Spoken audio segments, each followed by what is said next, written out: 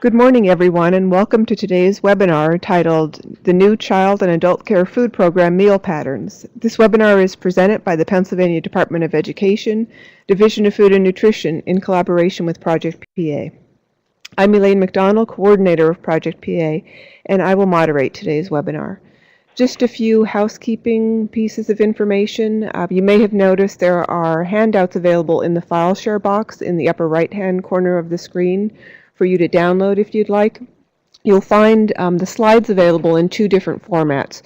The document that says CACFP slides is 1 slide per page. CACFP handout is 3 slides per page with room for notes. And then there are also 2 other handouts available, a PDE memo and a grain-based desserts list. Just a reminder, if you are logged in multiple times, you will most likely experience some audio problems, and you can tell if you're logged in twice if you have a 2 after your name. So you'll just need to log out once if you are logged in multiple times. We will be taking questions at the end of the presentation today. You can type your questions in the chat box in the right-hand corner of your screen. I see that some of you have already found that chat box. You can type in your questions there at any time throughout the webinar, and we'll collect the questions and have the presenters answer the questions at the end of the webinar. We are recording today's webinar, and we'll post the audio from the webinar along with the slides, the handouts, and the Q&A on the Project PA website about a week or 2 following today's webinar. So with that, if you just bear with us for a minute, we're going to pull up our presentation for today.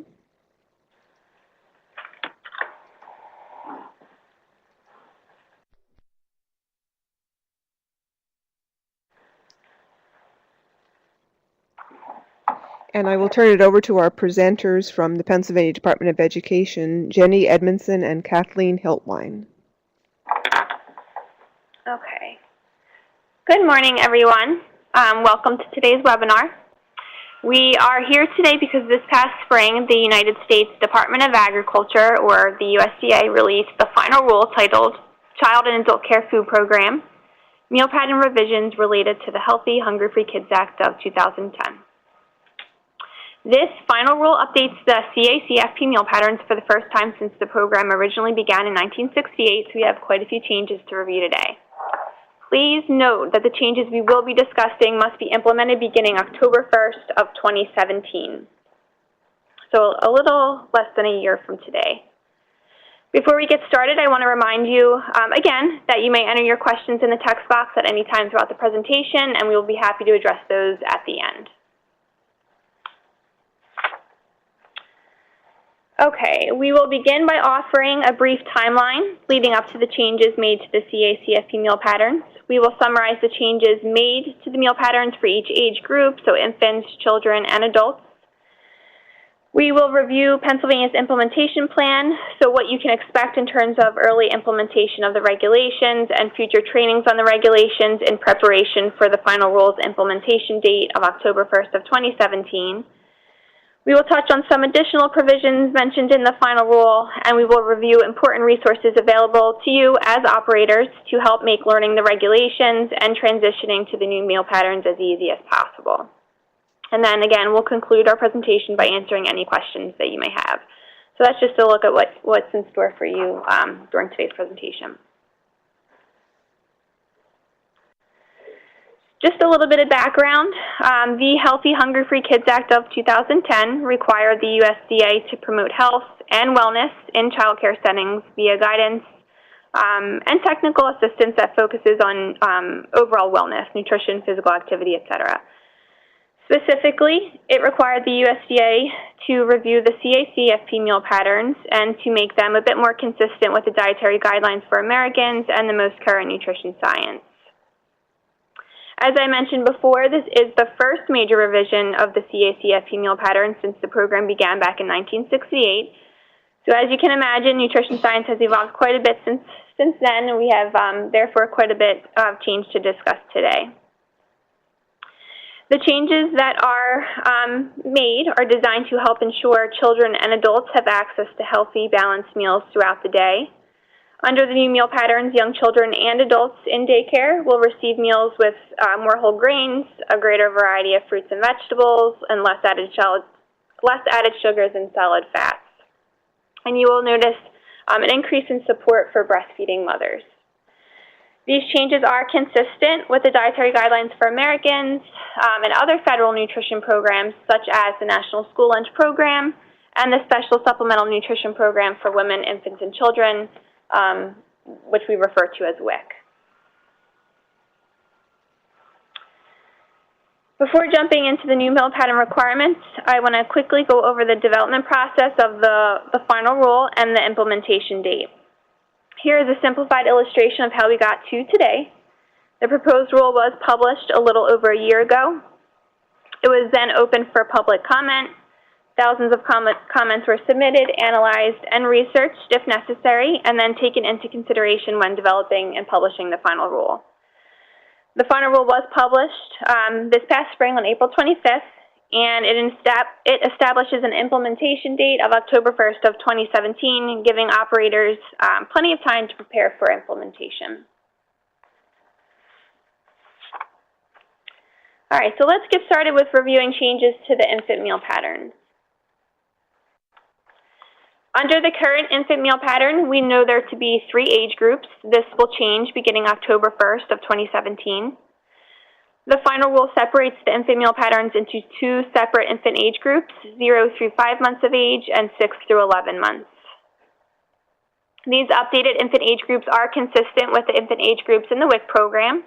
Additionally, the updated infant age groups will help delay the introduction of solid foods until around 6 months of age. And this is important as most infants are typically not physiologically ready for the introduction of solid foods until midway through their first year of life. Allowing solid foods to be served when the infant is developmentally ready better accommodates infants' varying rates of development and allows centers and daycare homes to work together with the infant's parents or guardians to determine when solid foods should be served. Centers and homes should be in constant communication with the infant's parents or guardians about when and what solid foods should be served when the infant is in its care. Here is a chart that overviews the new infant meal patterns for breakfast, lunch, or supper, and snack. You will see throughout the chart that the minimum serving sizes for all solid foods begin at 0. This is, as I mentioned, because the new infant meal pattern allows for foods to be introduced when the infant is developmentally ready. So once that infant is developmentally ready for solid foods, solids are required and do become part of the reimbursable meal for that age group. And goes without saying that they must be prepared so that the texture and consistency are appropriate for the age and development of the infant that's being fed.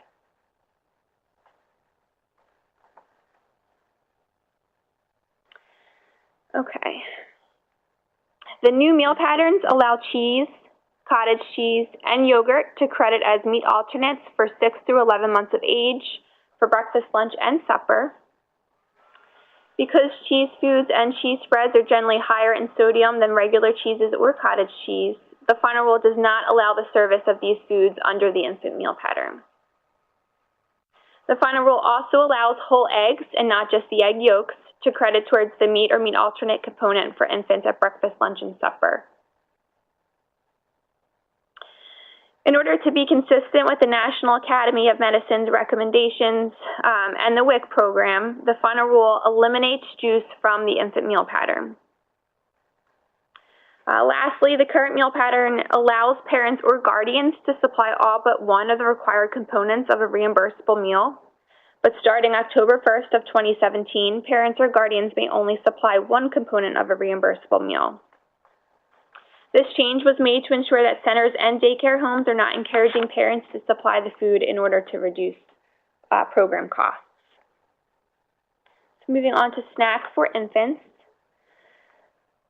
The final rule allows ready-to-eat cereals to be served as a grain-net snack for infants 6 through 11 months of age as they are developmentally ready. If operators choose to offer cereal as part of a snack for infants 6 through 11 months, they may choose to offer ready-to-eat cereal or iron-fortified infant cereal. Ready-to-eat cereals offered to infants and older age groups in the CACFP are now subject to a limit on sugar. The final rule requires that ready-to-eat cereals served contain no more than 6 grams of sugar per dry ounce. And we'll discuss the sugar limit in greater detail when we review the child and adult meal patterns later on in the presentation. The updated meal pattern requires that centers and daycare homes serve vegetables and fruit as snack for infants 6 to 11 months of age, again, if the infant is developmentally ready to accept them. As I mentioned before, fruit juice is no longer allowed for infants, and these requirements were established in an effort to help children develop healthier eating habits as early on as possible. For infants consuming solid foods, fruits and vegetables must be cooked, mashed, and pureed as needed to the appropriate texture for the infant's developmental stage.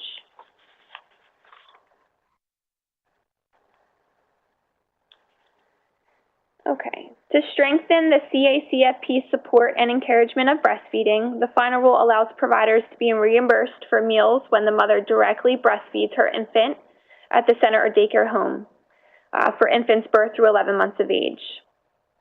This is consistent with other efforts such as WIC.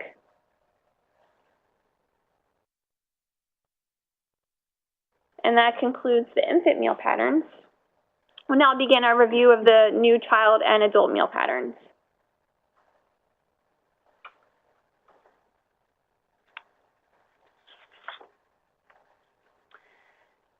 Okay, under the current child meal pattern, there are three age groups, for 1 through 2 years old, 3 through 5 years old, and 6 through 12 years old.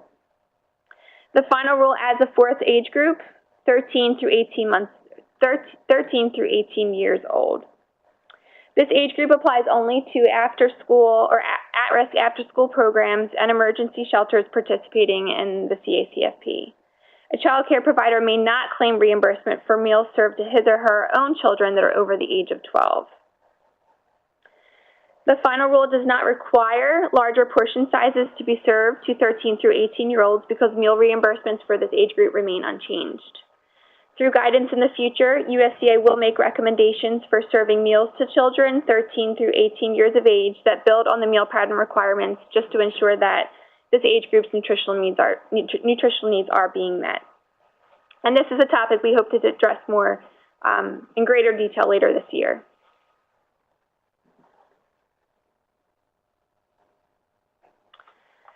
Okay, fruits and vegetables. The final rule establishes a separate fruit component and a separate vegetable component at lunch, supper, and snack. The intent of this new requirement is to promote the consumption of fruits and vegetables as recommended by the dietary guidelines and to better align the CACFP with the National School Lunch Program. We realize that identifying what is considered a fruit or vegetable may be slightly confusing, especially because various cultures may identify fruits and vegetables differently.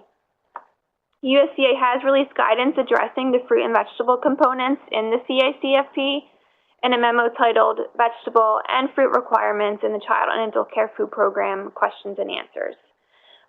This memo is available in PAIRS download forms. We've created a new CACFP meal pattern section on download forms where we've kept all recent guidance released by the USDA since the final rule was published back in the spring.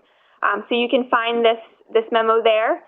You can also find it on the resources slide towards the end of our presentation today. Later in the presentation, we will talk a little bit about the resource that, a resource that may be new to some of you, and it's called the Food Buying Guide for Child Nutrition Program. The Food Buying Guide provides crediting information for fruits and vegetables and other components and will be a helpful resource to operators when determining how fruits and vegetables will credit toward the meal pattern.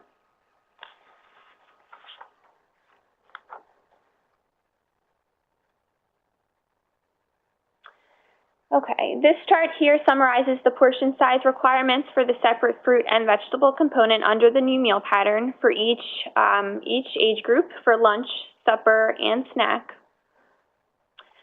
This chart was taken directly from a USDA resource that we've linked, or not that we've linked directly to, but we've linked to the page that it can be found at the end of this presentation. So it's just a quick guide.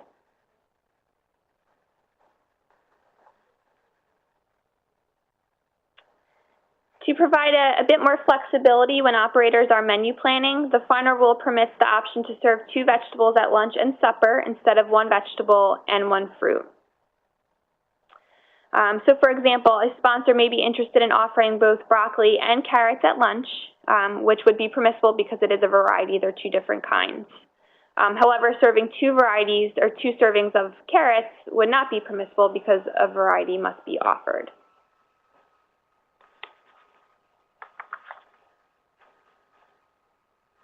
All right. Juice. 100% juice can be part of a healthful diet, we realize. However, it does lack dietary fiber found in other forms of fruit when consumed in, and when consumed in excess, juice can contribute extra calories. The final rule limits the service of fruit juice or vegetable juice to just 1 serving per day for children 1 year and older, as well as adults. So for example, if you would like to offer apple juice with breakfast, that would meet your that one-time requirement, so juice cannot be served again for snack, lunch, or supper later that day.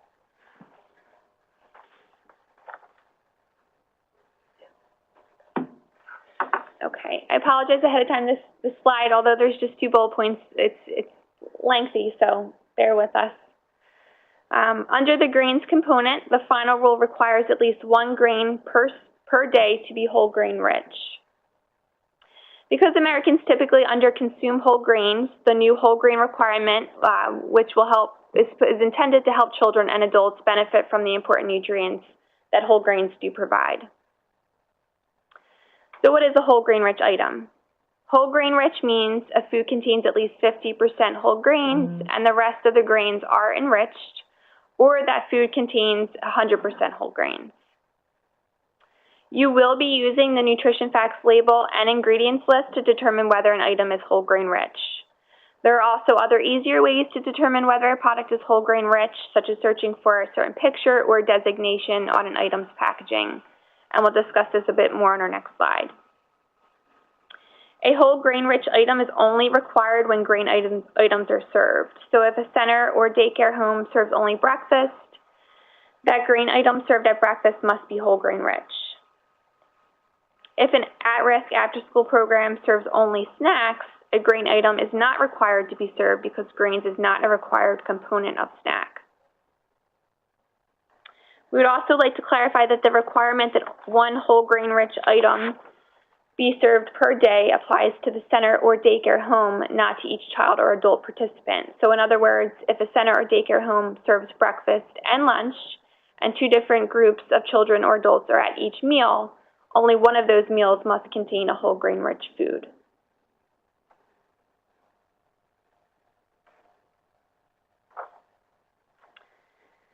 Okay, so we'd like to make you aware of these easier methods you can use in finding whole grain rich products. This includes just simply checking the packaging or labeling of an item for 2 specific or 2 designations, which you can see on this slide. On the left-hand side, you will see the Food and Drug Administration's whole grain stamp. If you see this stamp on an item's packaging, it means an item contains at least 8 grams of whole grains per serving and is considered whole grain rich as long as the other grains in that product are enriched. On the right is a CN or child nutrition label. A CN label is a USDA authorized method of informing child nutrition program operators on how a product contributes towards the meal pattern requirements. So if a product is whole grain rich, the CN label may contain this information for you.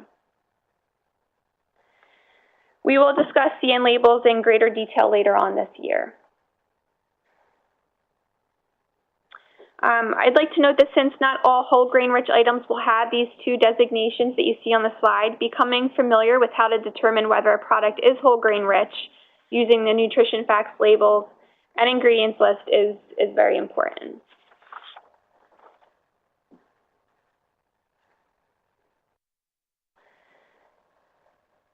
So, using the nutrition facts label and ingredients list, a grain may qualify as being whole grain rich when a grain item is, or a whole grain item is listed as the first, I'm sorry, I want to repeat that. So using the nutrition facts label and ingredients list, a grain item may qualify as being whole grain rich when a whole grain is listed as the first ingredient. And the rest of the grain ingredients are either whole grain or they're enriched. Enriched means nutrients that were lost during the food processing have been added back to that product. If the remaining grains are unenriched, the food item does not qualify as being whole grain rich. If a whole grain is not listed as the first ingredient, except for instances where water is the first ingredient and a whole grain is listed second, the item likely does not qualify as being whole grain rich.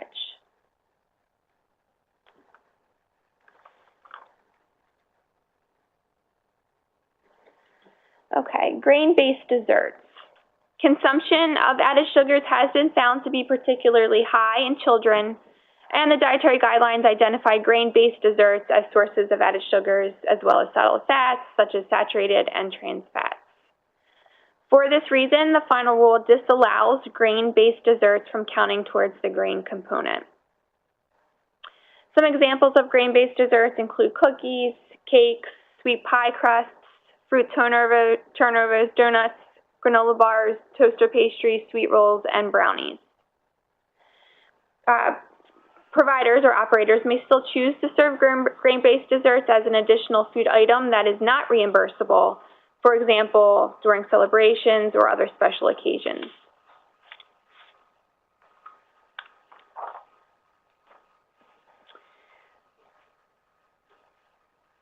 The new regulations define grain-based desserts as those foods in Exhibit A of USDA's Food Buying Guide for Child Nutrition Programs, and they are donated by a superscript 3 or 4.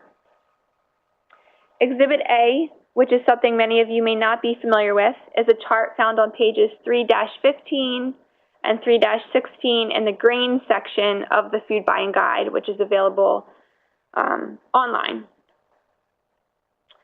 This slide shows a snip of the Exhibit A chart with the superscripts indicating some grain-based desserts highlighted in yellow. They're small, but you can see them. To make it easier for sponsors, PDE has compiled a list of grain-based desserts from Exhibit A, which is available as a handout of today's webinar in the top right-hand corner, and it's also available in pairs download forms under the new CACFP meal patterns section. As the October 1st, 2017 implementation date approaches, USDA will be reviewing and updating the Food Buying Guide for Child Nutrition Programs as it's necessary based on the final meal pattern rule.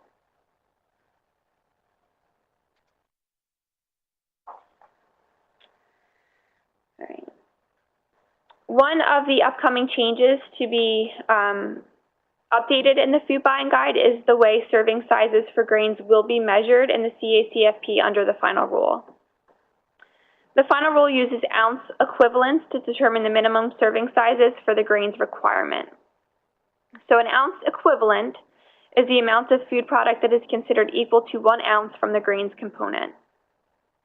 The change to ounce equivalents ensures that the CACFP grains component reflects current nutrition science and is consistent with the dietary guidelines, MyPlate, and the National School Lunch and School Breakfast programs, which all currently use ounce equivalents. USDA understands that this requires an operational change, and CACFP centers and daycare homes will need time to become familiar with ounce equivalents.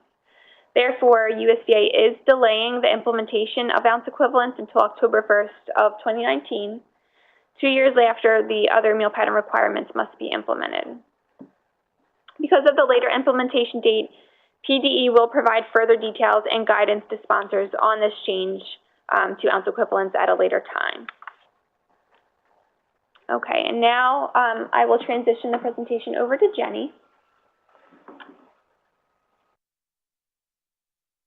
Thanks, Kathleen. The new meal patterns reduce the amount of allowable sugars in breakfast cereals. Cereals served in CACFP will contain no more than 6 grams of sugar per dry ounce. This new sugar limit is consistent with the WIC program sugar limit on breakfast cereals, which will be helpful for operators when identifying cereals that meet the new standard. There are two ways to check whether a cereal meets the sugar limit established in the final rule. The first way requires that sponsors use a little bit of math.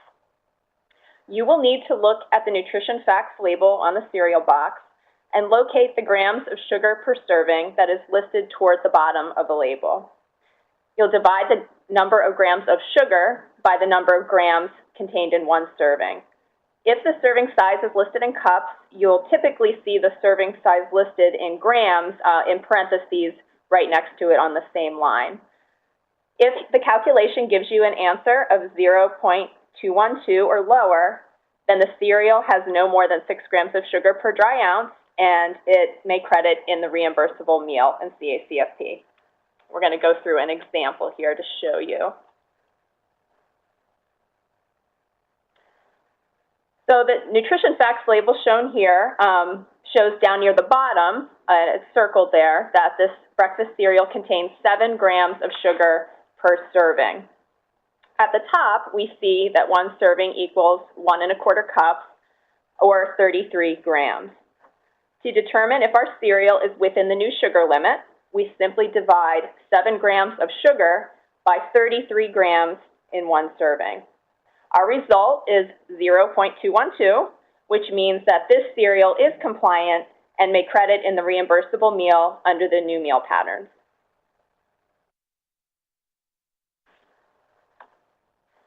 The second and even easier way to find out if a cereal has no more than 6 grams of sugar per dry ounce is to review any state agency's WIC-approved cereal list for the current year. Many grocery store shelves include some type of label identifying the WIC-approved cereals, such as the one shown on the screen. Because WIC cereals are required to contain 6 grams of sugar or less per dry ounce, they all meet the new sugar limit for cereals served in CACFP. This slide shows some examples of cereals that meet the new sugar limit. There are also many store brands and different varieties of the cereals that are shown here that also meet the sugar standard. For a more complete list of compliant cereals, we've provided the Pennsylvania WIC website at the bottom left of the screen. And if you go to that website, the link to the current WIC food list is available down near the bottom of that website.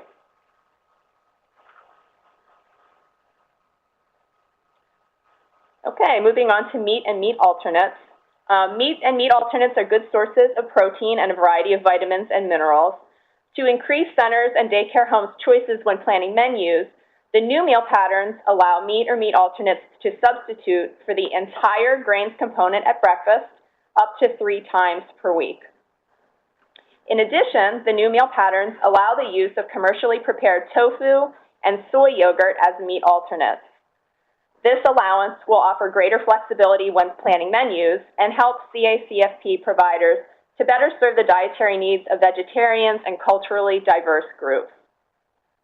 Finally, the new meal pattern requires that all yogurts served in CACFP contain no more than 23 grams of sugar per 6 ounces. Food and taste preferences, including preferences for sweet foods, are established at a young age, and requiring a sugar limit on yogurt reinforces that yogurt can be part of a healthful diet with less added sugar.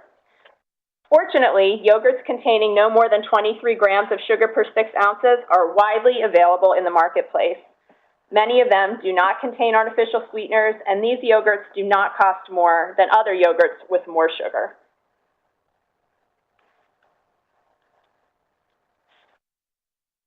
The table provided on this slide can be used to help providers easily identify yogurts that contain no more than 23 grams of sugar per 6 ounces. We'll show you a couple of examples on the next slides using the nutrition facts labels from some yogurt containers.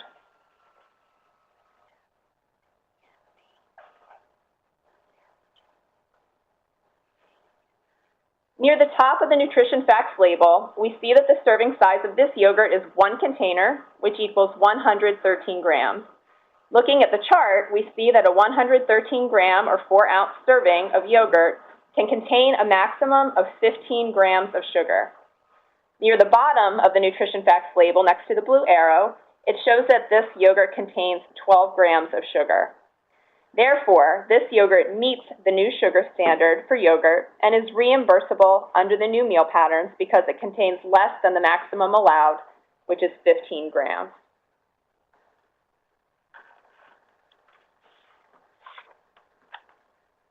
In this next example, the serving size is 1 tube, which equals 64 grams. From the chart, we see that the maximum amount of allowable sugar for a 64-gram serving is 8 grams of sugar. When we check the nutrition facts label, we see that this yogurt contains 10 grams of sugar. Because this is greater than the allowable 8 grams, this yogurt is too high in sugar and is not reimbursable under the new meal pattern.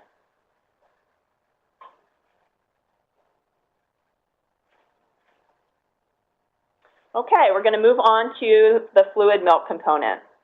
Most of you are already familiar with the milk fat requirements for fluid milk served in CACFP, as these requirements were originally put in place in 2011 in a memo from USDA. These requirements specify that whole milk must be served to 1-year-olds, and low-fat or fat-free milk must be served to all CACFP participants 2 years of age and older. The final rule permanently includes this milk policy into the CACFP regulations. In addition to the current requirements for the type of milk that can be served to each age group, the new meal patterns add restrictions on flavored milk starting October 1st, 2017. The new restrictions on flavored milk help to reduce the consumption of added sugars, and offering milk with fewer added sugars may be especially helpful for young children to develop healthy eating practices early in life. This slide lists the requirements for fluid milk in CACFP under the new meal patterns. For 1-year-old children, the new meal pattern requires whole, unflavored milk, as recommended by the National Academy of Medicine.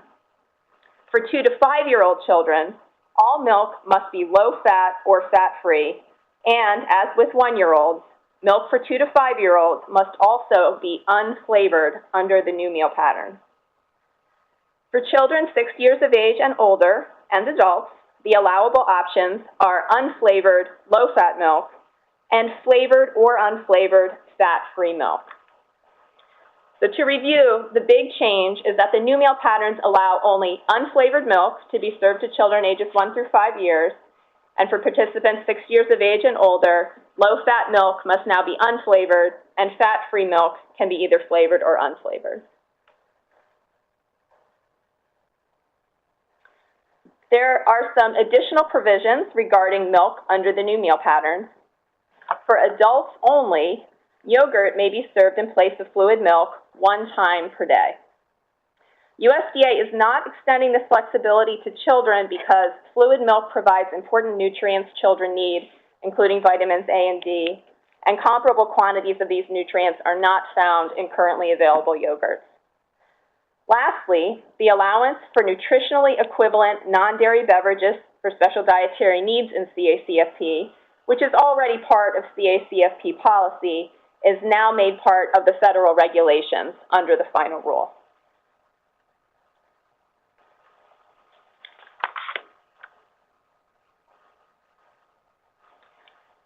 The final rule prohibits centers and daycare homes from deep fat frying as a way of preparing food on site. USDA defines deep fat frying as cooking by submerging food in hot oil or other fat. Centers and homes continue to have a lot of flexibility in how they choose to prepare meals, and the final rule allows them to continue sautéing, pan frying, and stir-frying foods. In addition, purchased foods that are pre-fried, flash-fried, or par-fried by the manufacturer are still allowed as long as they are reheated using a method other than frying.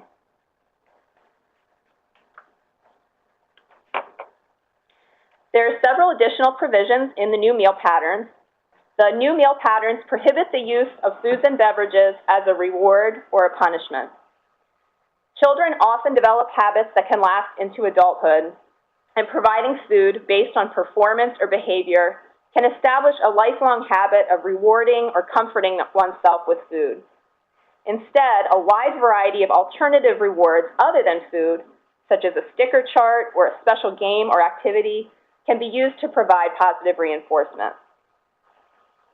Current CACFP policy requires making drinking water available to children throughout the day upon their request. Because some CACFP participants, such as toddlers, cannot verbally communicate or do not know how to ask for water, providers are also required under the new meal patterns to offer water to children throughout the day. And this simply means asking the children whether they would like water at different times throughout the day. For very young children, this may require visual cues, such as showing the cup or pitcher while verbally offering the water. The third additional provision allows parents or guardians, an adult participant, or a person on behalf of the adult participant to provide one meal component for children or adults with non-disability medical or special dietary needs. For example, a parent may choose to supply an allowable soy milk for a child with lactose intolerance.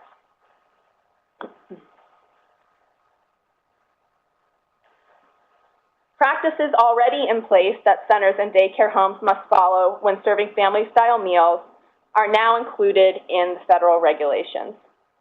And finally, the final rule extends offer versus serve to at-risk after-school programs.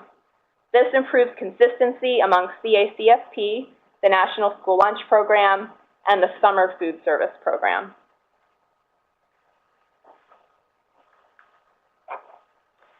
So now that we have completed our overview of the new meal patterns under the final rule, we will discuss the implementation plan, technical assistance, and resources for the new meal patterns. As we've stated several times throughout the webinar, the implementation date for the new meal patterns is October 1st, 2017. On that date, CACFP sponsors, centers, and daycare homes must comply with the new meal pattern requirements. Early implementation of the new meal patterns that conflict with the current meal patterns is not permitted in Pennsylvania. However, PDE encourages sponsors to adopt allowances in the new meal patterns that do not conflict with the current meal patterns as soon as you are able. Doing so will help to ease the transition for sponsors, parents, and program participants. In a memo dated October 22nd, 2016, Vonda Cook, State Director of Child Nutrition Programs in Pennsylvania, outlined allowances for early implementation of the new meal patterns. The memo was emailed to program operators and is available on PAIR's download forms and also as a handout with this webinar.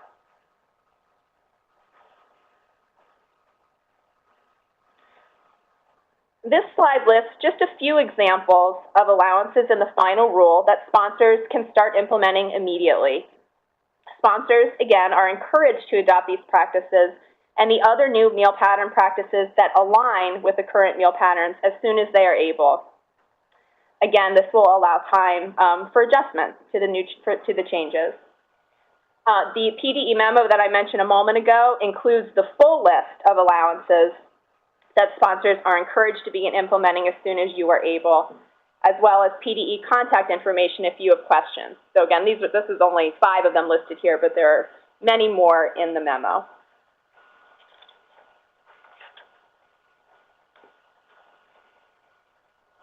In the spring of 2017, PDE will conduct mandatory in-person training on the new meal patterns at various locations throughout the state. These trainings will include an in-depth presentation of the new regulations and other program requirements, and an opportunity for sponsors to ask questions. Please continue to watch for emails and announcements from PDE in the upcoming months, and check PAIRs frequently.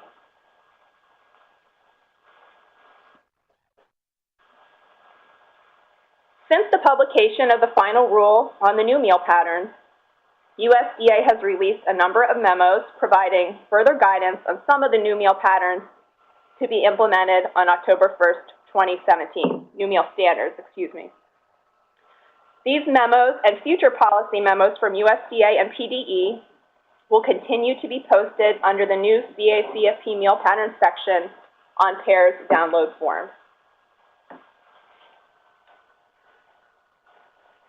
Sponsors should continue to watch for emails and new postings on PAIR's download forums as information continues to be released both before and during implementation of the new meal patterns. USDA guidance on the new meal standards will be integrated into PDE's in-person trainings next spring.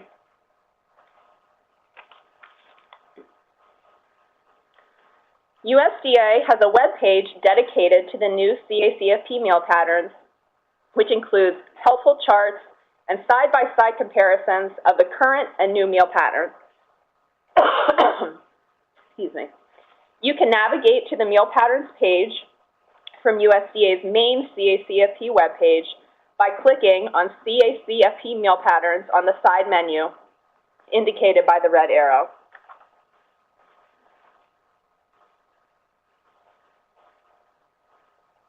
This slide shows you what the CACFP meal patterns page looks like and also provides the direct link to the meal patterns webpage at the bottom of the screen. When you scroll down on this webpage, you'll find links to one-page summaries of the new meal patterns, new meal standards charts for infants, children, and adults, and other guidance and technical assistance from USDA.